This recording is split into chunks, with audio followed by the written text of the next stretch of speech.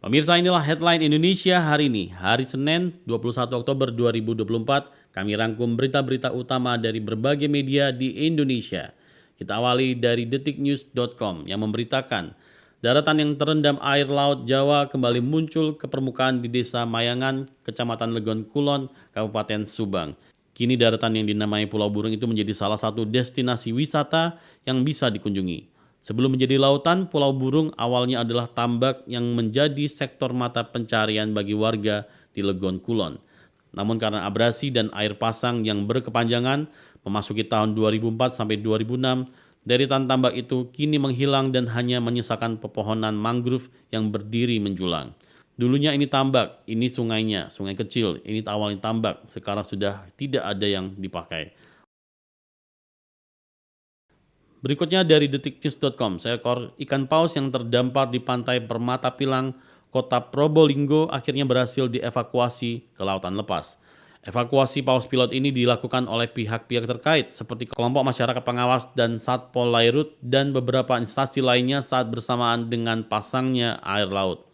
Ketua kelompok nelayan Minasiro mengatakan paus pilot yang terdampar dievakuasi pada pukul 20 waktu Indonesia Barat. Meski sempat berputar-putar di sekitar perairan pantai Permata Pilang, namun paus pilot bisa kembali ke lautan lepas. Selanjutnya dari arena sepak bola, tv1news.com memberitakan FIFA memastikan klub MLS Inter Miami yang dikapteni bintang Argentina Lionel Messi menjadi salah satu peserta Piala Dunia Antar Klub 2025 yang digelar di Amerika Serikat setelah memenangkan MLS Supporter Shield 2024.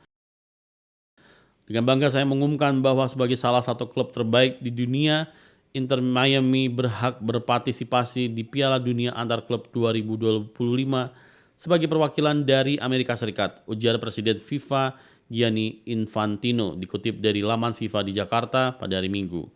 MLS Supporters Shield merupakan gelar tahunan yang diberikan kepada tim dengan catatan keseluruhan terbaik di musim reguler MLS.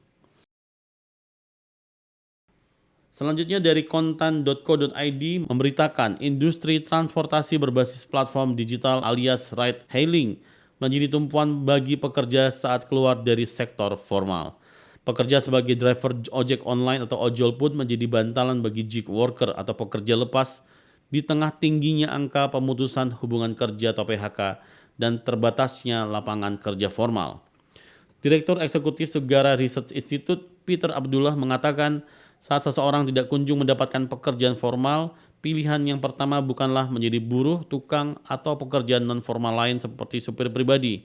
Yang pertama orang akan pilih saat ini adalah masuk ke platform ride hailing. Selanjutnya dari mancanegara, Kompas.com mengabarkan Kementerian Kesehatan Gaza melaporkan 2 pasien di Rumah Sakit Indonesia di Gaza Utara meninggal dunia dalam pengepungan oleh pasukan Israel di sekitar fasilitas tersebut pada hari Sabtu 19 Oktober 2024. Para pejabat kesehatan Gaza menyebut pasukan Israel telah mengepung dan menembaki Rumah Sakit Indonesia di kota Beit Lahia sejak subuh. Tank-tank Israel telah mengepung rumah sakit, memutus aliran listrik dan menembaki rumah sakit, menargetkan lantai 2 dan 3 dengan artileri, ujar Direktur Rumah Sakit Indonesia di Gaza, Marwan Sultan.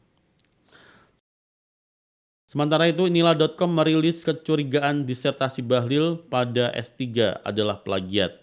Bahlil bisa lulus cepat dari program dokter Sekolah Kajian Strategik dan Global Universitas Indonesia.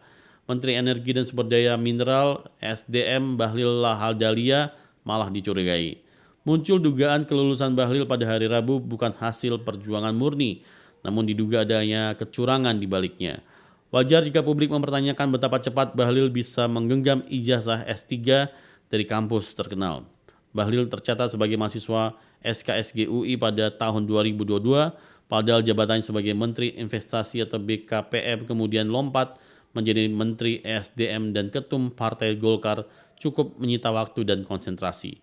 Apalagi Bahlil masuk SKSG UI lewat jalur riset yang mahasiswanya biasa lulus lebih lama. Selanjutnya liputan6.com, Erick Thohir kembali menjadi Menteri BUMN. Prabowo Subianto menunjuk Erick Thohir sebagai Menteri Badan Usaha Milik Negara atau BUMN di Kabinet Merah Putih. Artinya ini periode kedua Erick Thohir menjadi Menteri BUMN.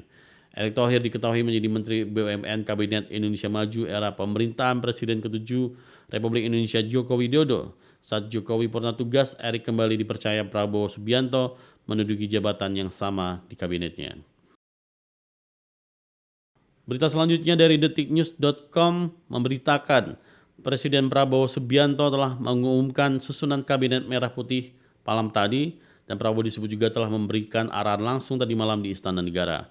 Hal ini diungkapkan oleh Ketua Harian Partai Gerindra yang juga Ketua Gugus Tugas Sinkronisasi Prabowo Gibran, Sumi Dasko Ahmad, dalam unggahannya di akun Instagram pada hari Minggu 20 Oktober 2024. Selanjutnya dari Kompas.com memberitakan Presiden Prabowo Subianto menunjuk Ketua Umum Partai Demokrat Agus Harimurti Yudhoyono atau AHY menjadi Menteri Koordinator Bidang Infrastruktur dan Pembangunan Kewilayahan pada Kabinet Merah Putih.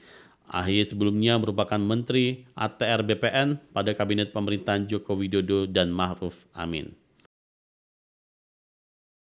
Kembali dari Kompas.com merilis Prabowo Subianto dan Gibran Rakabuming Raka telah dilantik sebagai Presiden dan Wakil Presiden Indonesia Minggu 20 Oktober 2024. Sejumlah warga di Jakarta menyampaikan harapan untuk Prabowo Gibran yang bakal memimpin Indonesia dalam 5 tahun ke depan.